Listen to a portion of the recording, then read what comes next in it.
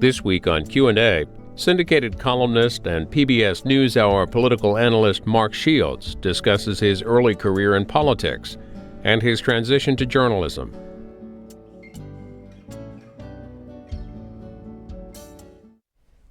Mark Shields, can you remember the first time you knew that humor works in front of an audience?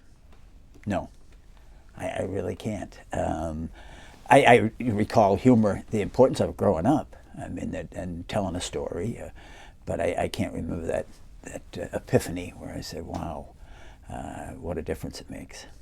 So what role does humor play in your life? Well, that's a good question. Humor,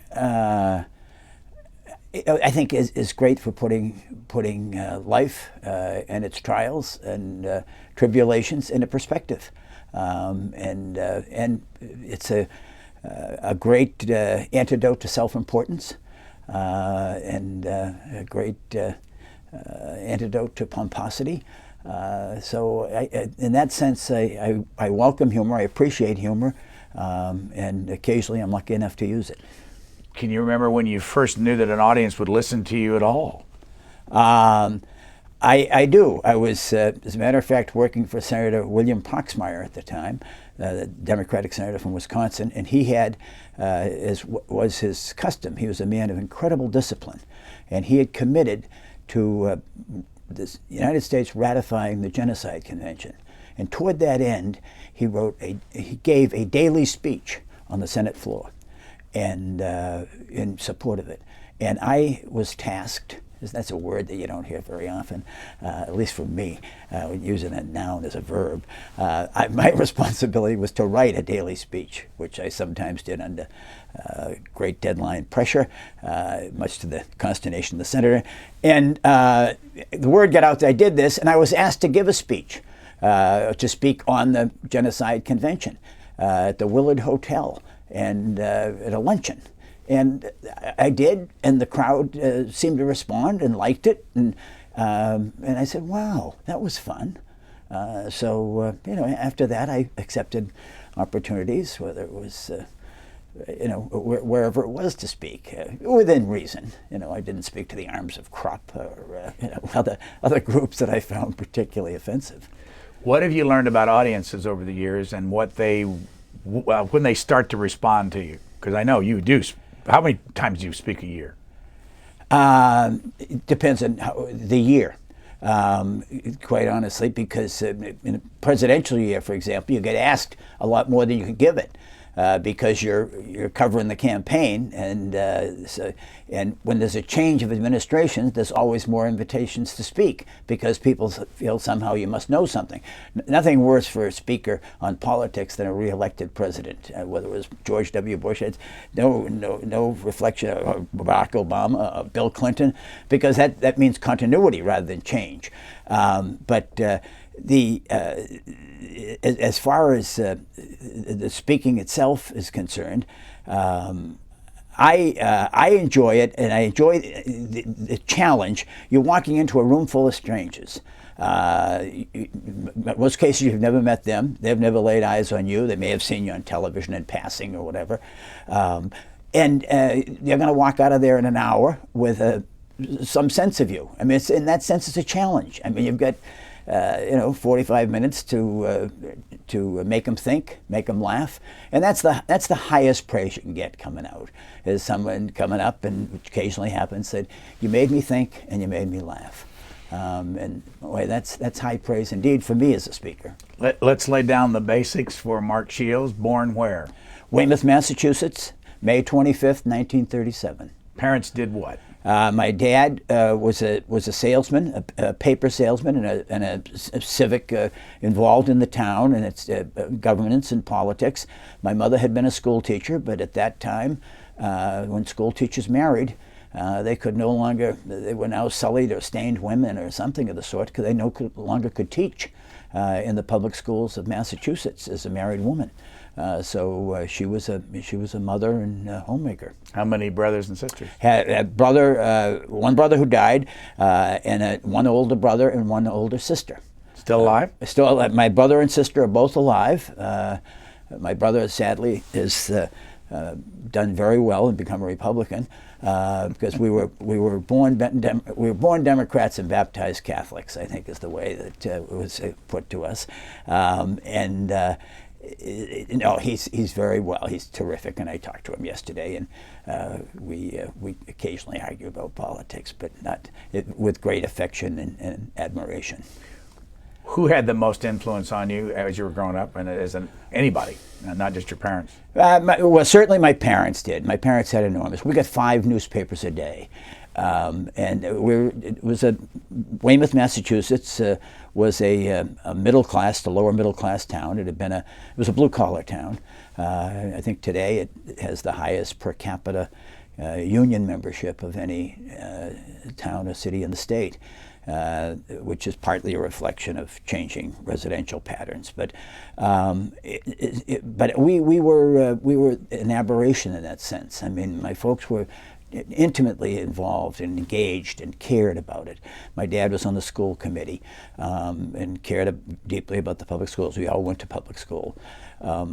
As I said, my mother taught in it. But we got the New York Times on Sunday, which people in our neighborhood didn't. We were considered, sort of oddballs. I mean, by the age of, I don't know, maybe 10, 11, I knew all then 96 United States senators. And the first time I ever saw my mother cry was the night that Adlai Stevenson lost in 1952. So I mean, it was that kind of a. So I have to say, my family had the most, and my parents in particular, had the most immediate and profound influence upon. Which president was the first one you ever saw in person? First president, Harry Truman.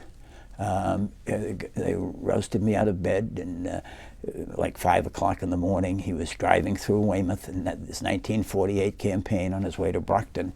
And what I remembered about it and learned about it afterwards, Brian, was he was such an underdog that the only Massachusetts politician who would appear with him was Lieutenant Governor, a fellow named Jeff Sullivan, who had been mayor of Worcester, not someone of no particular distinction, but the others all had important things to do. And that's one of the fundamental truths of politics. Everything is a poll in politics. I've been involved before I became a journalist. I was involved in politics and political campaigns, and you can always tell who shows up. And you treasure the people who do. I remember working in 1972 with Sergeant Shriver when he was the vice presidential nominee with George McGovern.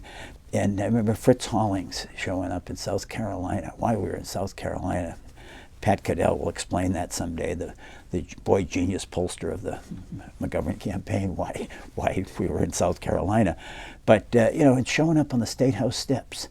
And you say, wow, I mean, you know that you're going to get your head handed to you, not simply in South Carolina, but especially in South Carolina. And then he shows up, Jack Gilligan, the governor of Ohio, showed up, Pat Lucey, the governor of Wisconsin. I mean, you treasure those. People come up with very creative excuses why they can't be with you when you're losing. Like my nephew's graduating from driving school that day, Brian. I'd love to be with you. Or we have a family appointment at the taxidermist. We're getting our cat stuffed. I mean, there's just all kinds of creative excuses because people don't want to be seen. The only American sin, the original American sin, is losing. You can do anything except lose, and people avoid losers. So, but there I saw Harry Truman at the age of 11 as he was going on his great comeback upset victory of 1948. Which president have you personally known the most, up close and personal, as they say? I don't know if I've known any of them really that well. I've met them, I've talked to them at different times, but I can't say that one was. I admired many in different ways. Most of the people I was close to didn't become president.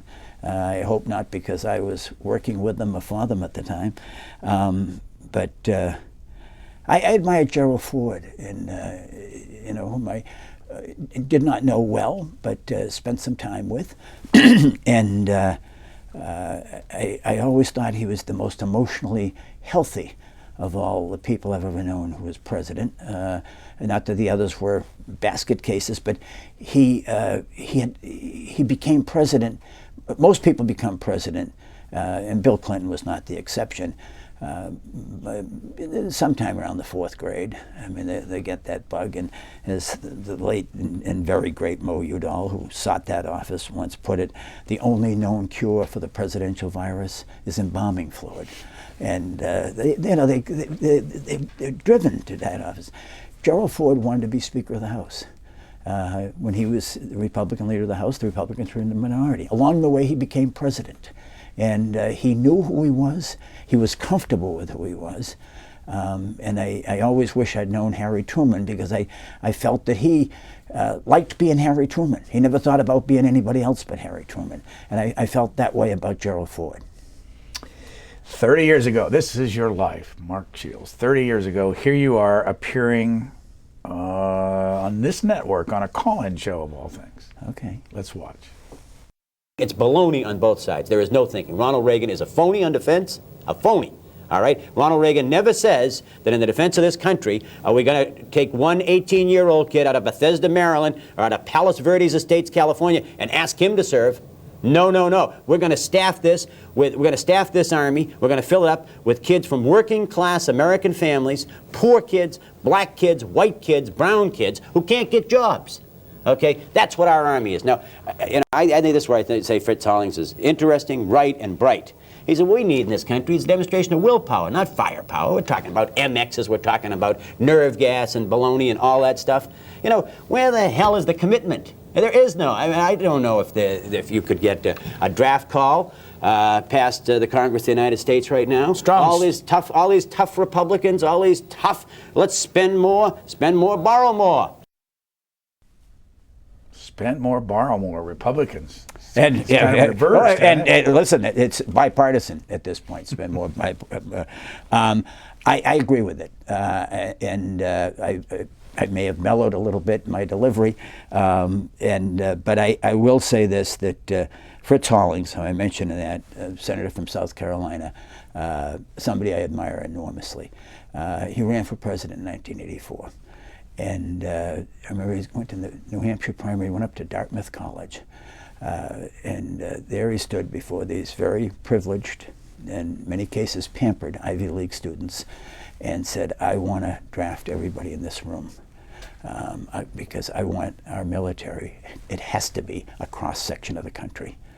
Defense of this country is everybody's responsibility. And silence in the room. I mean, he spoke candidly. He said things that you wish the candidates for president would do instead of pandering to audiences and constituencies. Robert Kennedy did the same thing when he ran in 1968, and I worked for him. Went to college campuses and said, I want to draft you. I want you. It isn't right that you're against this war, but it's being fought by kids who aren't lucky enough to go to this school. And I remember at Creighton University in Nebraska, I was working in the Nebraska primary, did that.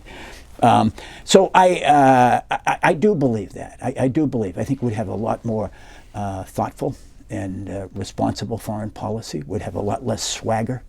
I mean, one of the things about Gerald Ford that 10 battle stars, Silver Star, 4 Bronze Stars, the naval officer in World War II. I mean, he'd seen it. Jim Webb was a perfect example of that, the senator from Virginia. He said, you know, all these think tank commandos in this town, well, let's go in and get tough. He said, you know, you don't send force. You don't send force. You send young men and women who have lives and families and hopes and dreams. And you better think twice, 3 times before you send them in. And I do feel that, you know, the obligatory line for every politician, Democrat, Republican, is, you know, how much we admire the people in the military and how the great job they do, and isn't it wonderful? And, you know, I just ask, when was the last time a president of the United States went to a funeral for anybody who came back in a pine box? And I can't find it. Maybe Mark Knoller at CBS could find it for me. I can't find one. And one of the reasons is they don't know anybody who's in the military. They don't know them. They aren't the sons of their cabinet officers or the CEOs or the network correspondents or columnists. It just, I remember when we were debating going to war in Iraq, and my assistant Diana Andrusia and I called all 535 offices on Capitol Hill and asked just one question. Does the senator or member of Congress have a child in the enlisted ranks of the United States military? That's people say, why the enlisted ranks? Well, because 3 out of 4 of the casualties come from E5 or below, the enlisted ranks. I mean, all due respect to officers like yourself, admirals and generals, I mean, they just generally aren't there. Exception, obviously, to second lieutenants. But, and of the 535, one, Senator Tim Johnson of South Dakota, had a child, Brooks, who was a sergeant in the 101st Airborne. And, we've totally divorced from peril those in power. I grew up in Massachusetts. We had 2 Republican United States senators, Leverett Saltonstall and Henry Cabot Lodge. Leverett Saltonstall's 19-year-old son, Peter, left Yale to join the Marines to go in the Pacific in World War II, and he died in combat. Henry Cabot Lodge resigned from the United States Senate to become a tank commander fighting Hitler's armies in North Africa. I mean, there was the President of the United States' 4 sons all served in World War II. I mean, there is something, there's just something wrong with this. And that kind of wild-eyed guy you heard 30 years ago, I think he was onto something. You served in the Marine Corps for how long? 2 years. Why? What got you? I was going to be drafted. I mean, I was facing the draft, and to be in the Marines rather than the Army. What year? 1960 to 62. What impact did serving in the Marines have on you? The Marines did a lot more for me than I did for the Marine Corps. I think Marine Corps values are admirable. I mean, they're incredibly egalitarian. Even though I'd been to college, but I came from, I guess you could say, not a cloistered background, but I mean one that was not as wide-ranging in its probably ethnic and racial exposure. The first time I ever slept in the same quarters with African Americans, or took orders as a regular course from African Americans, was at Parris Island, South Carolina Marine Corps boot camp. And the only reason I did that was because the President of the United States, named Harry Truman, said in the final analysis it was unacceptable and literally un-American to ask people to fight and die for their country, and then be segregated by race. I mean, we had 4, 5, 6 college graduates in our platoon. We had kids who were high school dropouts. We had kids who were given the option by a judge. You can go there, you can go to juvenile detention. I mean, it was a remarkable experience, and everybody was the same. You came out of it with a sense of mutual responsibility, that I depended upon other people, that they depended on me. What was your highest rank? Lance Corporal. So you never wanted to be an officer? I didn't. No, they did approach me at one point about whether I was interested in it, but I was interested, quite honestly, in serving and fulfilling my responsibility and returning to civilian life. We're going to go back to another point in your appearances here. Was on the same show in July 22nd of 1983. You're talking about the Washington Post, and I want to get into a little bit of your experience there and what's going on today. Here's Mark Shields.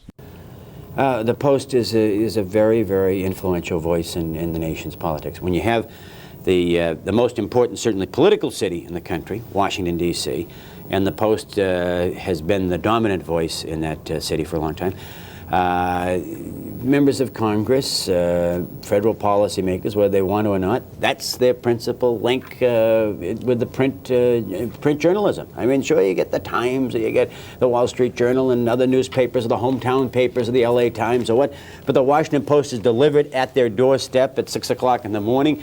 The people that they meet and talk with that morning by 10 o'clock, there's a general assumption, a prevailing working assumption, that everybody's read the Post.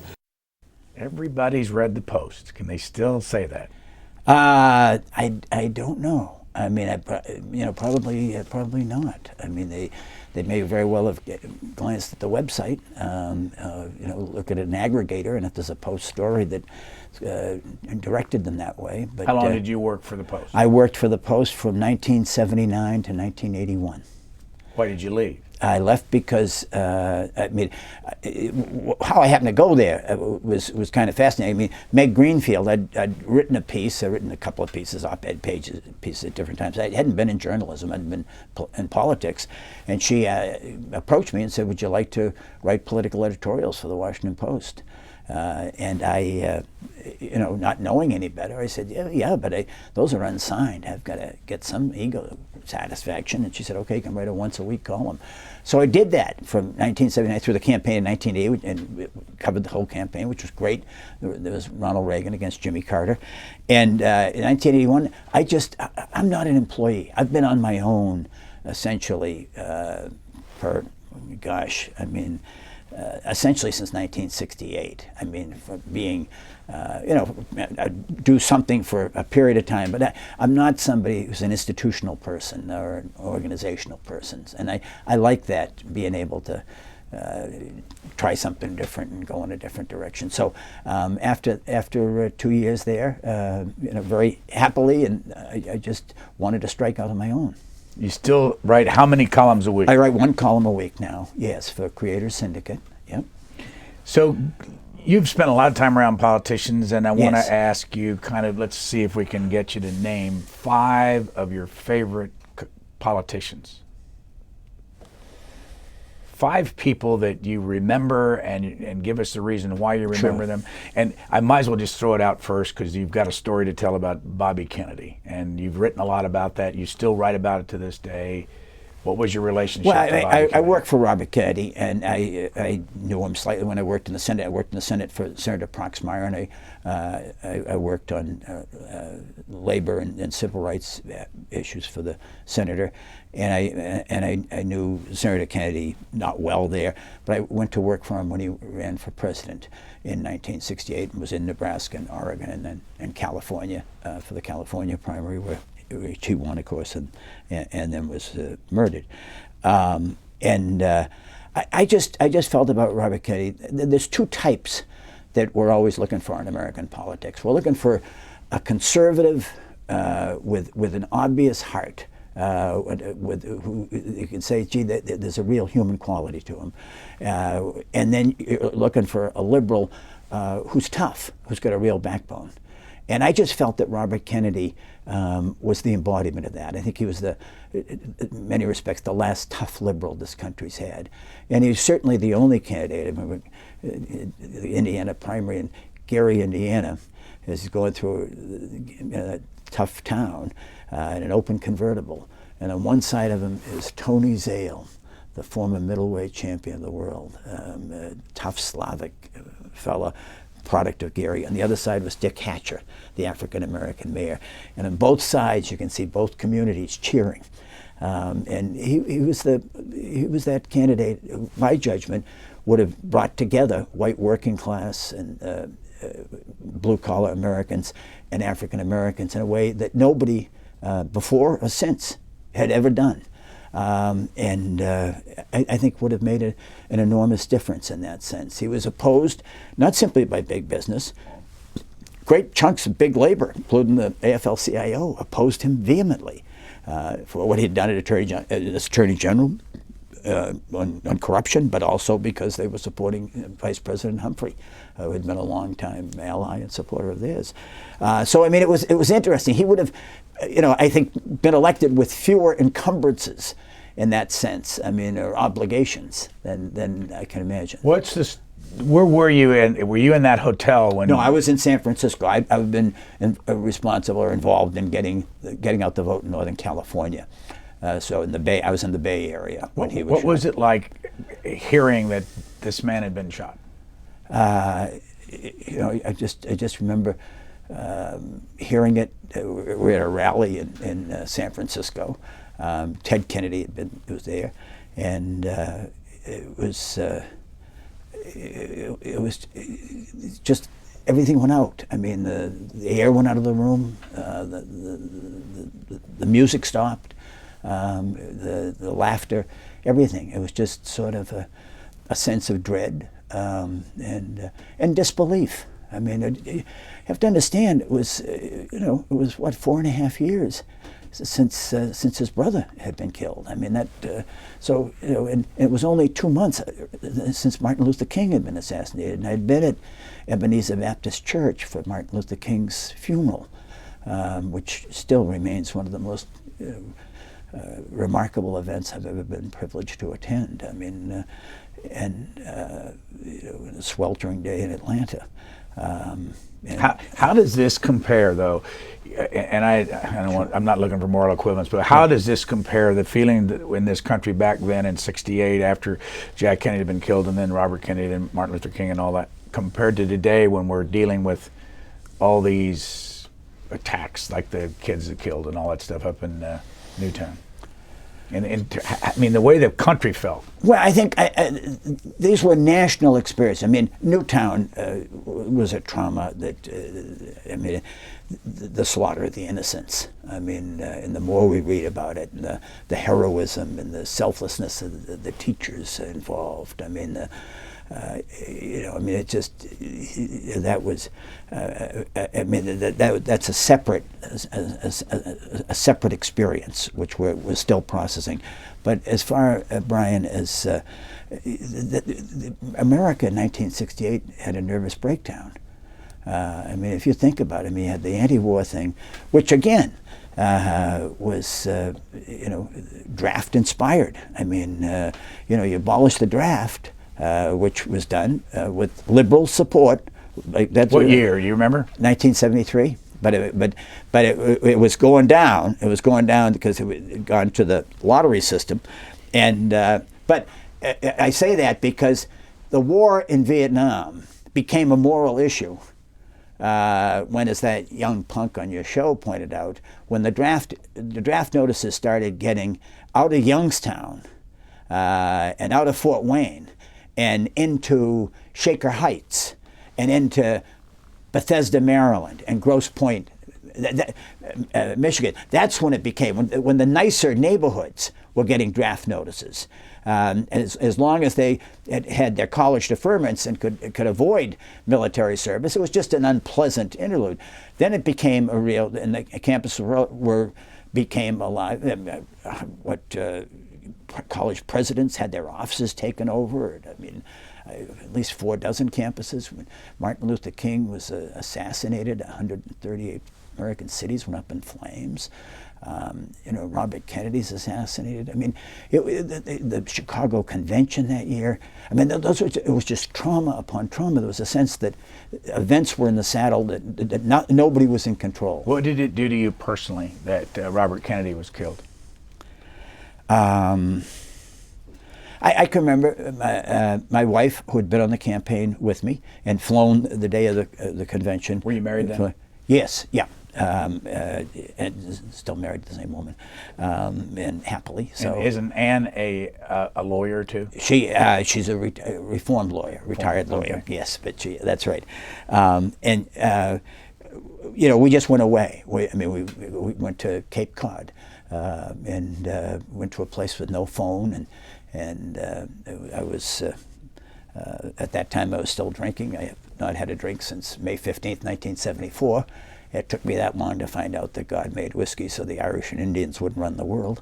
But we just. You do this on? Were you an alcoholic? I think, yeah. I mean, yeah. And you've been dry since '74? Yeah, since May 15th, 1974. If I wasn't an alcoholic, I was probably, probably a pretty good imitation of one. What made you quit? I'd stopped at different times, and I had a very good friend, John Riley, who worked for late John Riley, who used to drink together. I mean, when I say drink, I mean we just drank. We drank too much. I mean, we weren't drinking out of paper bag. I mean, I don't mean the people who drink out of paper bags are bad, but I mean, I don't want to give the wrong impression. But it does affect.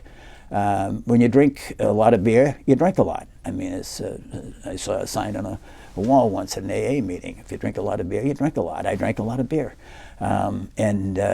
So John stopped drinking and joined AA in the late 1975, and our friendship maintained. And whether it was an archangel or the Holy Ghost or whatever it was, I mean, I said, gee, that makes sense. I'm going to try it. And May 15th, 1978, 3 days after daughter's 6th birthday, I was lucky enough to enter a wonderful program, and which I have great admiration and respect. Go back to the fact you went to Cape Cod. So we went and got just wine and books and got away, and I got a telegram down there from John Gilligan, who was then running for the United States Senate in Ohio, and asked me if I would come to Ohio and at least talk to him about running his Senate campaign in Ohio that year. He was in the middle of it, and that was.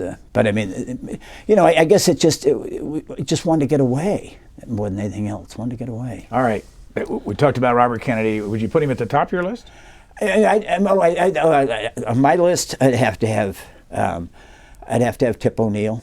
I'd have to have Mike Mansfield. Mike Mansfield, who's probably as unknown and remarkable a man as I ever knew in Washington. Senator from Montana, majority leader. Senator from Montana.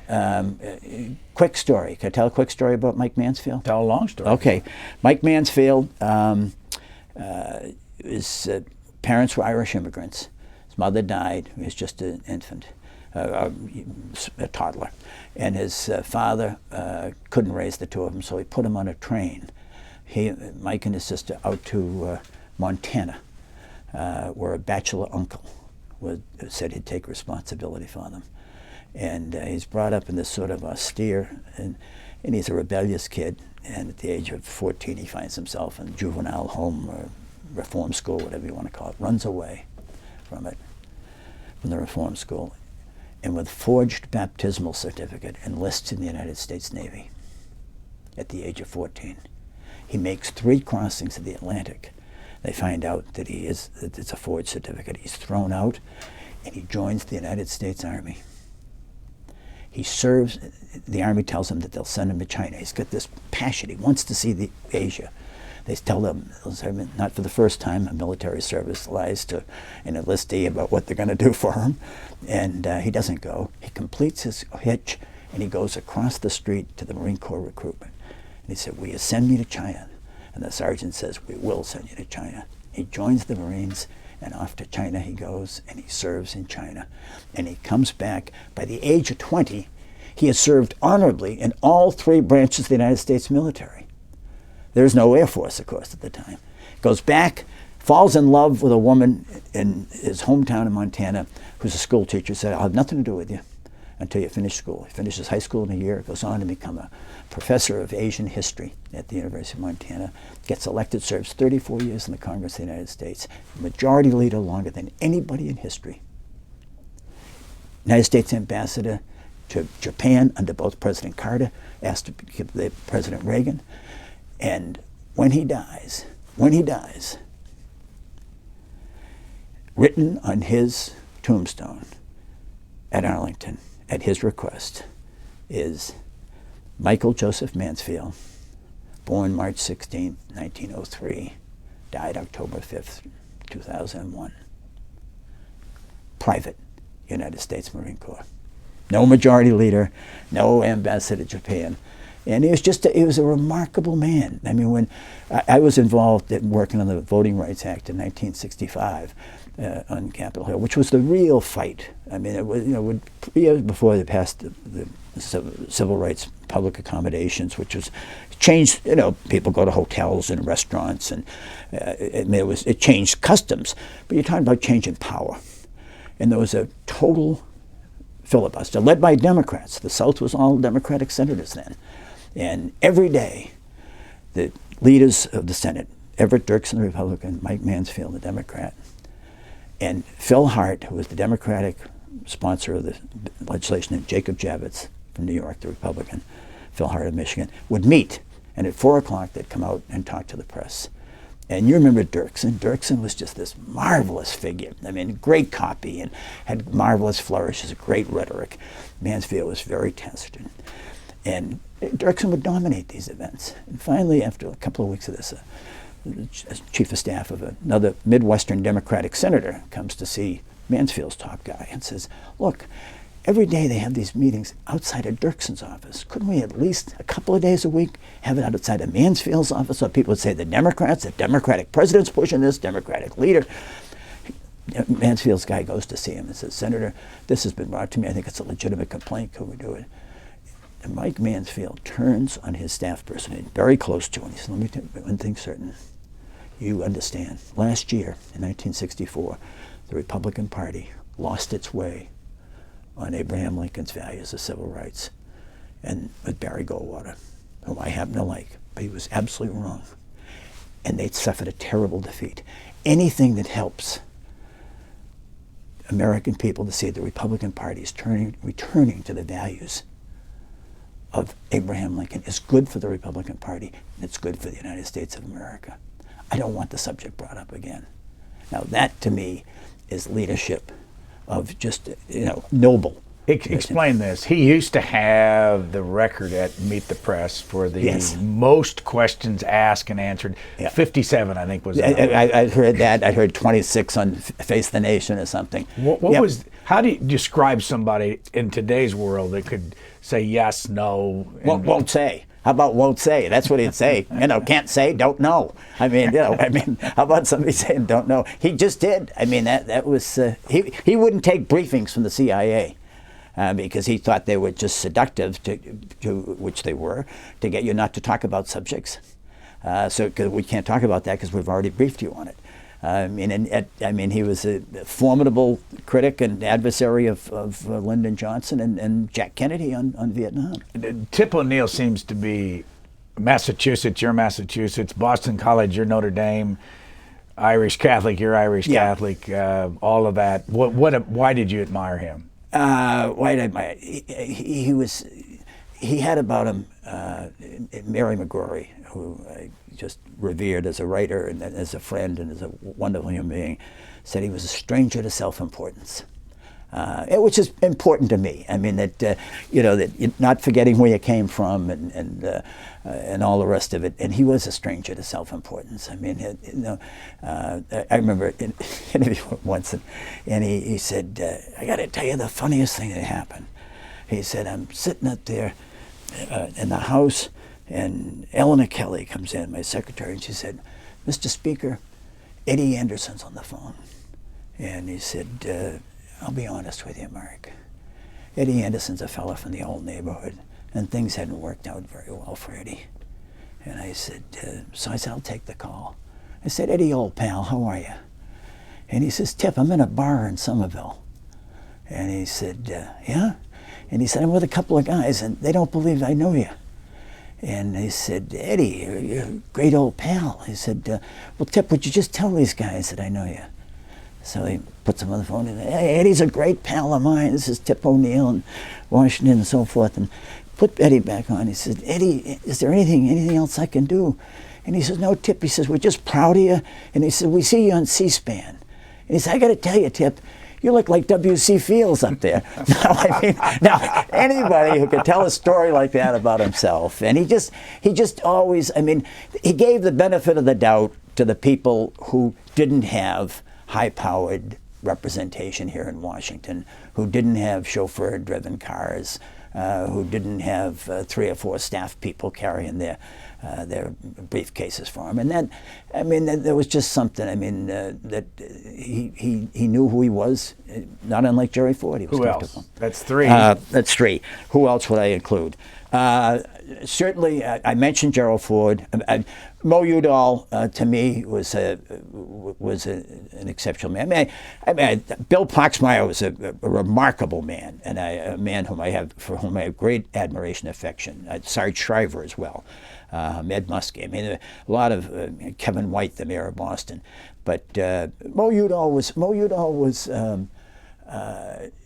He was a gentle giant. Who was he, first of all? He was a congressman from Arizona, and who ran for president in 1976 and finished second to Jimmy Carter for the nomination, and was just. And the reason he didn't win, I'm convinced, he had a marvelous sense of humor, as did Tip. I mean, which I guess is the common denominator in people I like.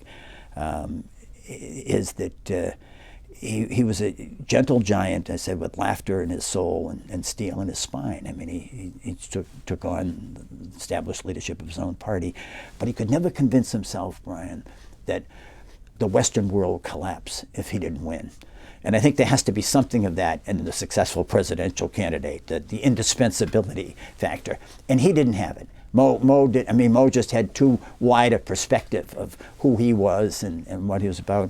But he was a marvelous man. Let me ask you this, though. Sure. We watched him in the press only die of Parkinson's disease out at the Soldiers' Home here. Yeah. And I remember stories of people going out to visit him, including John McCain.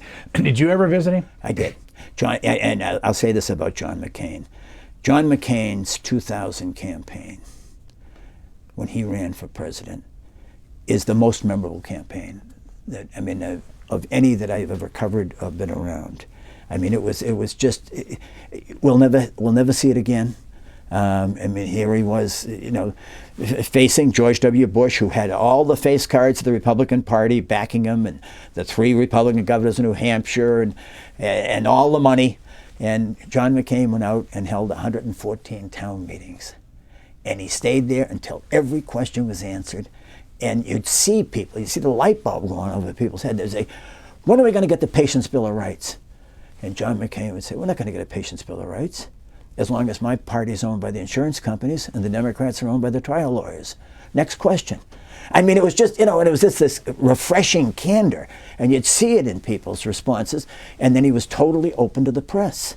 I mean, there was a candor and an openness and sort of a welcomeness, that no one had seen before and no one certainly has seen since. For the moment, go back to Mo Udall, though. Sure. If you saw him at the end, the picture I have, I remember him giving speeches and being tremendously funny. Yep. I mean, we covered him a lot, right, and all that. But his death was, how long was he in that hospital? Oh, boy. And he wasn't able to talk, was he? No.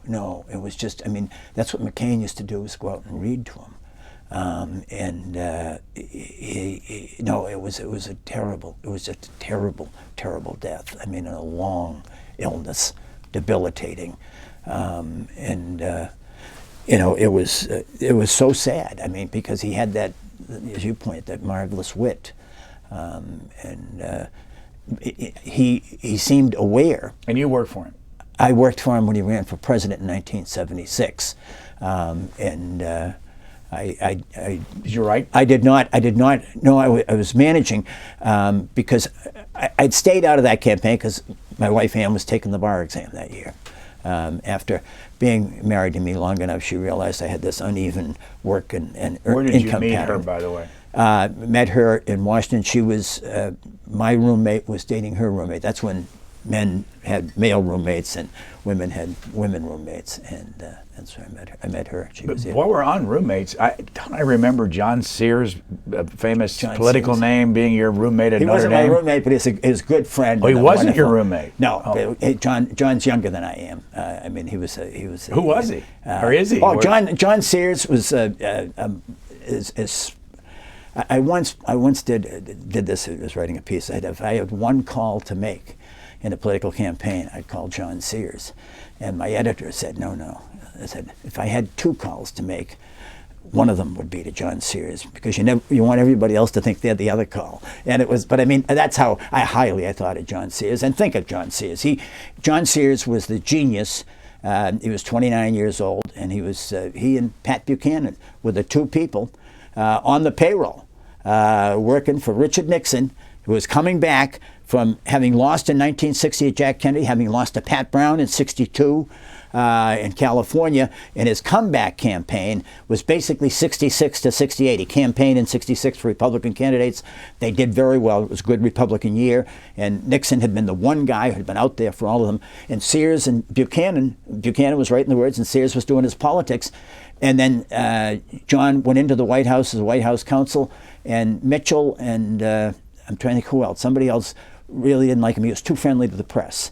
So he got bounced out of the White House, and his comeback was with Ronald Reagan. He was the Ronald Reagan architect of the '76 campaign. What's he doing today? John is in Miami, and he is basically retired. I mean, John is, now 70, but it still has his hand in his practice. He's had a very successful law practice. All right, here is at the top of my list here. One of the clips I have of you goes back to 1992, and you're at the National Press Club saying some strong things.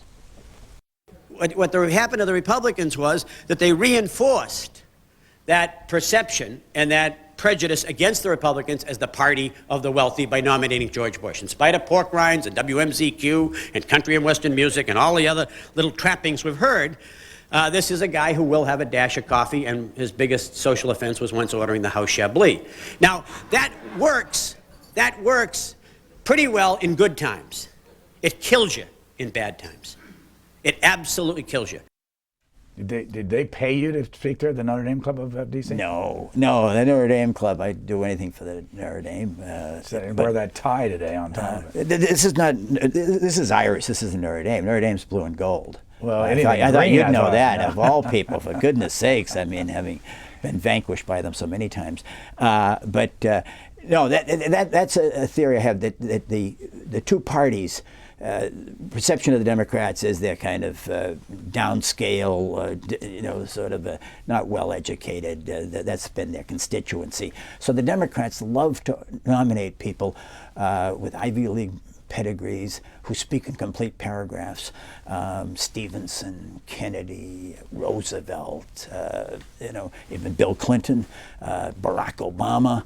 The Republicans, seen as the party of the landed gentry and the well-off, like to nominate candidates who come from humble origins, whether it's Richard Nixon or Ronald Reagan, certainly Herbert Hoover, Dwight Eisenhower, Jerry Ford, and that's why George H.W. Bush, another man whom I like and admire enormously, and at a personal level, an incredibly thoughtful man, he reinforced the perception of the Republicans as the party of the landed gentry, and it became a problem in '92 in a time of economic down. Which campaign did you dislike the most?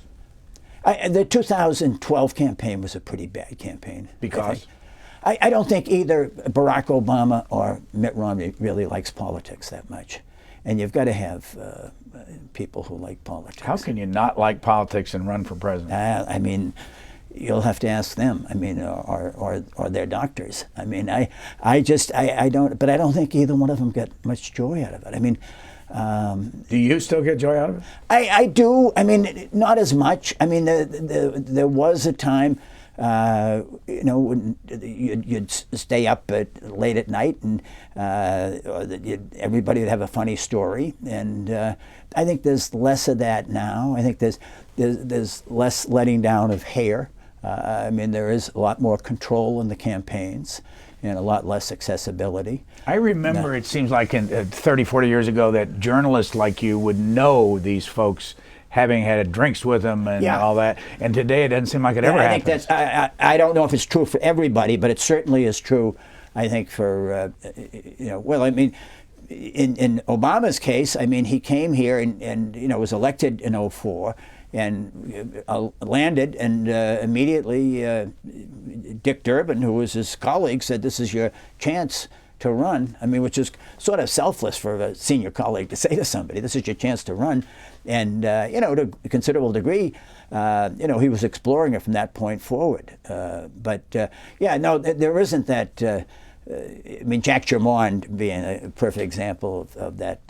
He's a great political reporter, but who made a point of getting to know these guys in the off season and having a feel for them, and it is a great way of knowing people when they're not running.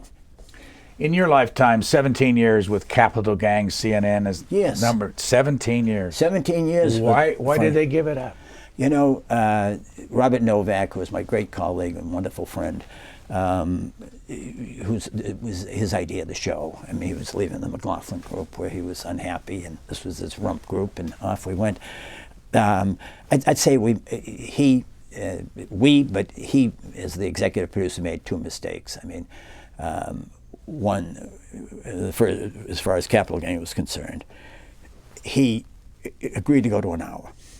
CNN had this very popular show at 7 o'clock on a Saturday night, and it was a great half-hour show. Capital Gang. Capital Gang. It was a half-hour show. That's what it was. We did the week, and he had a brilliant idea, which was you bring on a newsmaker. We were accused of being too cozy or whatever, but you bring on, a senator, a governor, a cabinet member, and they'd be part of the discussion. You wouldn't interview them. They'd say, "What do you think about this, Frank?" or this and that. We would do it on a first-name basis, and boy, you'd really get a sense of these people. Some could take it, others wouldn't. Others were used to being deferred to, and all the rest of it. But it wasn't an hour show. And I think that when you do an hour show, you have to go to Hamburger Helper, sort of expand out, this one. Let's do a longer piece on, the Bureau of Engraving or whatever else. And it was a high energy show for a half hour. And I think that was a mistake. And then CNN was going through all kinds of changes too. But 17 years is a pretty damn good run. Nothing to compare with C-SPAN and you. But by the way, we're 50 minutes into this, and we haven't gotten to Hamburger Helper yet. But I do want to take advantage of the 7 minutes we've got left. You also did Gergen and Shields, Jagot and Shields, Brooks and Shields. I like to say Shields and Brooks, Shields and Jagot, Gergen and Shields. I did that only because you've lasted longer than all of them. Which one did you like the best? That's a good question. Good question for you to ask, and a bad one for me to answer.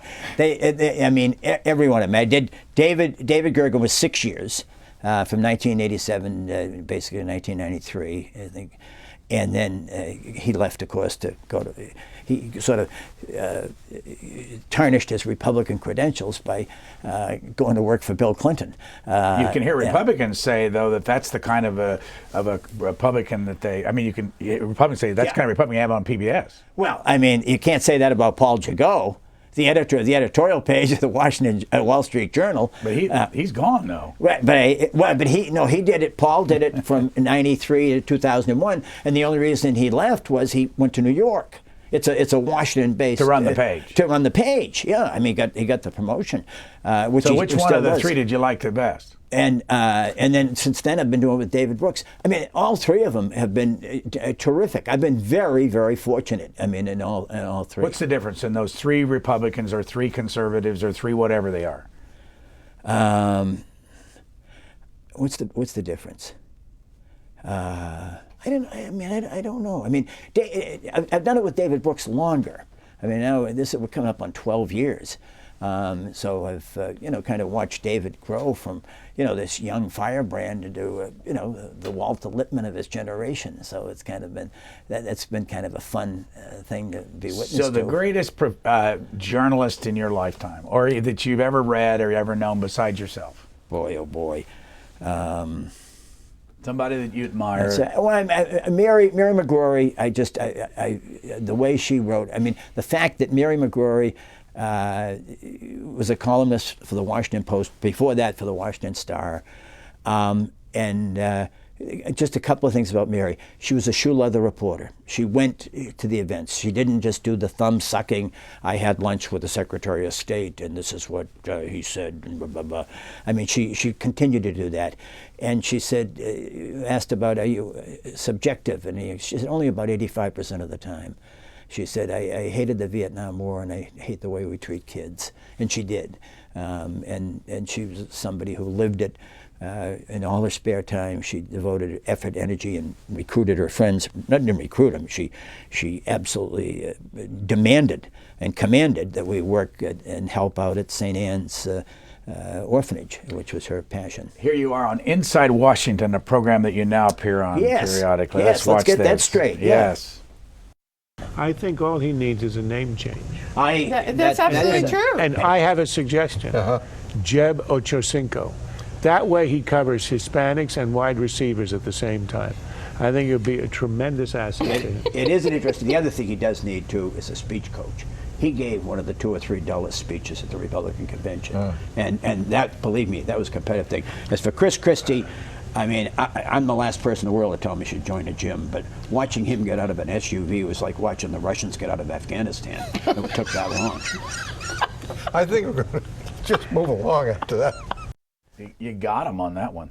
They liked it. They all lost They it. did. No, they did. They did like that. Okay, question. Chris Christie. Best natural politician in the country. Why? Chris Christie. I mean, he's uncontrived in public. He's instinctive, and he's at a time when the brand of politics and politicians is in the cellar. He's at I think the only major national figure who has positive ratings from both Republicans and Democrats. Would this country go for another Bush?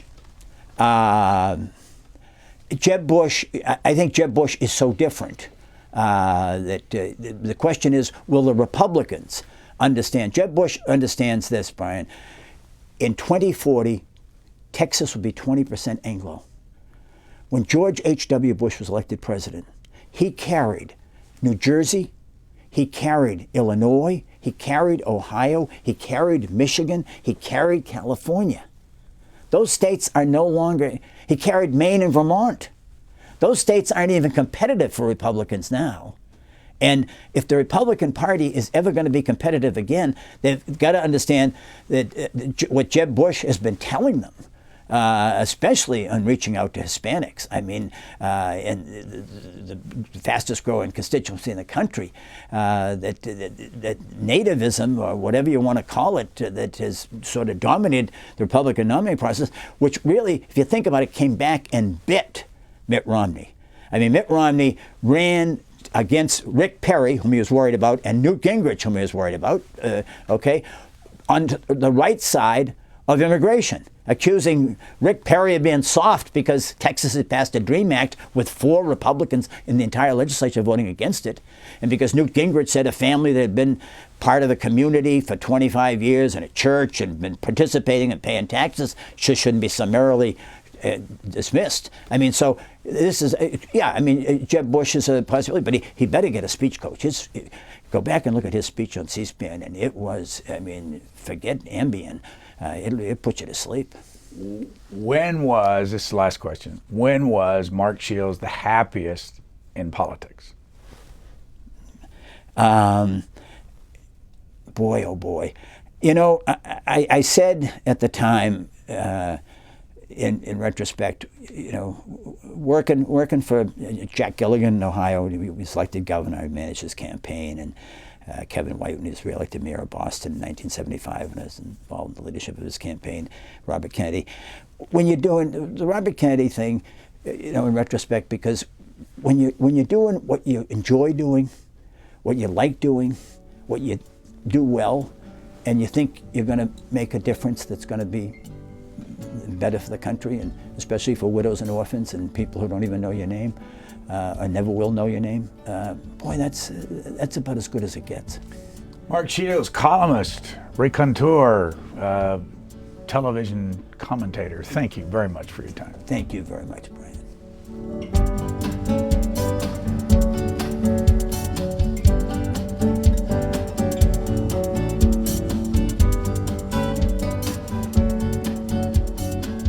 For a DVD copy of this program, call 1-877-662-7726. For free transcripts or to give us your comments about this program, visit us at Q&A.org.